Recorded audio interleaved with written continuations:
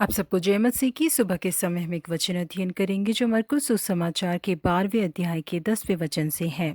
जिस पत्थर को राजमिस्त्रियों ने निकम्मा ठहराया था वही कोने का सिरा हो गया। करेबियन देशों में जब लोगों की बसने की शुरुआत हुई उस समय एक पहाड़ के निचले हिस्से में एक बहुत ही गंदा सा चट्टान पड़ा हुआ था, जिसमें टकराने की वजह से काफी गाड़ियों का नुकसान हो गया था। कई लोग जाकर उस चट्टान से टकरा जाते थे। इस वजह से एक व्यक्ति ने उस चट्टान को वहां से लुढ़काकर एक नदी में गिरा दिया। उस नदी को पार नहीं किया जा सकता था क्योंकि वो थोड़ा चौड़ा था। क्योंकि इस चट्टान को लुढ़काकर उस नदी में गिरा दिया गया था, इस वजह से सब लोग उस चट्टान के ऊपर चढ़कर उस नदी को पार किया करते थे। कुछ दिनों बाद एक बुजुर्ग व्यक्ति उस नदी के किनारे घर बनाकर वहां रहने लगे।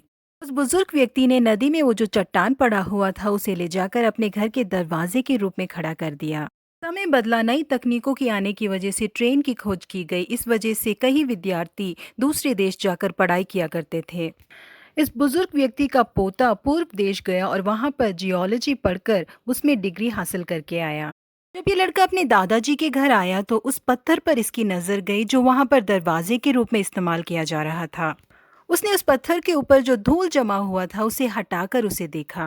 उसने पता लगाया कि वो पत्थर एक साधारण पत्थर नहीं था, पूरी तरह से गंदगी में भरा हुआ वो पत्थर एक स्वर्णशिला थी। 3 पीढ़ी से वो पत्थर वहीं पर पड़ा हुआ था। उसकी कीमत को कोई भी नहीं समझ पाया था। कुछ लोगों को वो एक रुकावट के पत्थर की तरह नजर आया। दूसरे लोगों ने चढ़कर जाने के लिए उस पत्थर का इस्तेमाल किया और कुछ लोगों को वो एक बहुत बड़ी चट्टान की तरह ही नजर आया। उस बुजुर्ग व्यक्ति के पोते को ही ये पता चला कि वो बहुत ही बहुमूल्य सोने का पत्थर है।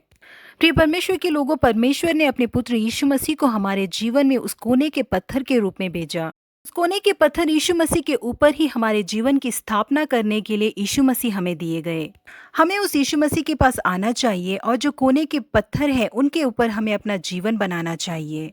यीशु मसीह का जीवन फारसियों और सदीकियों के जीवन में बहुत बड़े शक को लेके आ गया।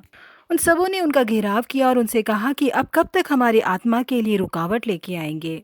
उनकी पीढ़ी में पैदा हुए मसीहा को अपने आंखों से देखने के बावजूद, उन्होंने जो अद्भुत काम किए थे उन्हें अपने आंखों से देखने के बावजूद, उन लोगों ने उन पर विश्वास नहीं किया।